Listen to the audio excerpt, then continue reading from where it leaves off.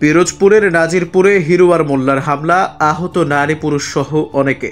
জমি নিয়ে বিরোধের জেরে চালানো হয় এই হামলা ও লুটপাট। এলাকায় বিরাজ করছে আতঙ্ক। বিস্তারিত দেখুন নাজিরপুর থেকে ফিরে খলিলুর রহমানের করা 3 পর্বের ধারাবাহিক অনুসন্ধানী প্রতিবেদনের প্রথম পর্বে। পিরোজপুরের নাজিরপুর উপজেলার পূর্ব বানিয়ারি গ্রামে জমি সংক্রান্ত বিরোধের জেরে এক ভয়াবহ হামলা, লুটপাট ও ধ্বংসযজ্ঞ চালানো হয়েছে। ঘটনায় গুরুতর আহত হয়েছেন একাধিক নারী পুরুষ এবং প্রায় 10 লক্ষ টাকার সম্পদ লুটপাট ও ভাঙচুর হয়েছে বলে অভিযোগ উঠেছে। ভুক্তভোগী মোহাম্মদ শহীদুল ইসলাম জানান, 5ই আগস্ট 2024 বিকেল 5টার দিকে হিরুয়ার রহমান মোল্লার নেতৃত্বে 30 থেকে 40 জনের একটি সংঘবদ্ধ দল তার বাড়িতে হামলা চালায়।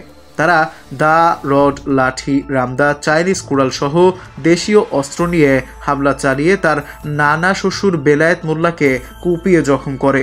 স্ত্রী রিক্তা আহমেদের হাতের কবজি ভেঙে দেয় এবং শালিকা রিমা আক্তারকে দাও দিয়ে কোপিয়ে আহত করে।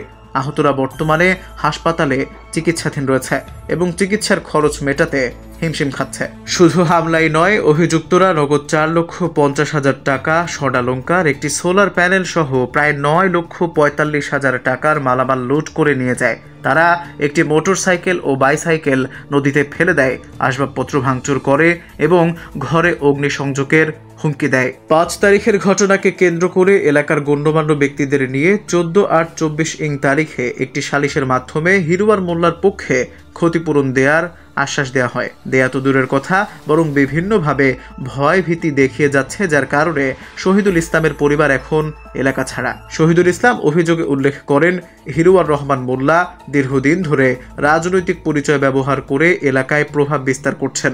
একসময় আওয়ামী লীগের সঙ্গে আঁতাত এবং সখ্যতা থাকলেও বর্তমানে তিনি বিএনপির নাম ভাঙিয়ে নিজের স্বার্থে সন্ত্রাসী কার্যকলাপ চালাচ্ছেন। অথচ বিএনপি একটি গণমানুষের দল। এই ধরনের দুষ্টু ও সুযোগ সন্ধানী লোক দিয়ে দলের মূল্যায়ন করা ঠিক হবে না বলে অভিমত স্থানীয় সাধারণ জনগণ এবং বিএনপির নেতাকর্মীদের মধ্যে। এই হিরুয়ার রহমান মোল্লার মতো সুযোগ সন্ধানীরা সব দলেই থাকে নিজের স্বার্থ হাসিল করার জন্য। এরা আসলে কোনো দলের না, দলীয় সুনাম ক্ষুণ্ণ হোক এটি তাদের কাম্য নয়। আসামিদের মধ্যে উল্লেখযোগ্য হলেন হিরুয়ার রহমান মোল্লা, শহীদুল হেকমত, মুস্তাকিম মোল্লা, বাবুল মোল্লা, ফজলু মোল্লা, রুহুল মোল্লা, দুলু মোল্লা, ইমরান মোল্লা, সেলিম শেখ, হান্নান মোল্লা, জাহাঙ্গীর মোল্লা, সবুজ মোল্লা, ফয়সাল মোল্লা, সোহেল শেখ, রিয়াদ শেখ, সাব্বির শেখ সহ আরও অনেকেই। ভুক্তভোগীর দাবি, তারা এখন চরম নিরাপত্তাহীনতায় ভুগছেন এবং প্রশাসনের আশু হস্তক্ষেপ প্রয়োজন। তিনি বলেন, আমরা চাই আমাদের নিরাপত্তা নিশ্চিত হোক, ঘর বাড়িতে ফিরে এসে স্বাভাবিক জীবনযাপন করার নিশ্চয়তা এবং যারা আমাদের উপর হামলা চালিয়েছে তাদের বিচারের মুখোমুখি করা হোক। এই ঘটনায় এলাকায় তীব্র ক্ষোভ ও আতঙ্ক বিরাজ করছে। স্থানীয়দের দাবি, ব্যক্তিগত স্বার্থে দলীয় নাম ব্যবহার করে যারা ত্রাস সৃষ্টি করছে তাদের দ্রুত গ্রেপ্তার করে দৃষ্টান্তমূলক শাস্তি দেয়া হোক।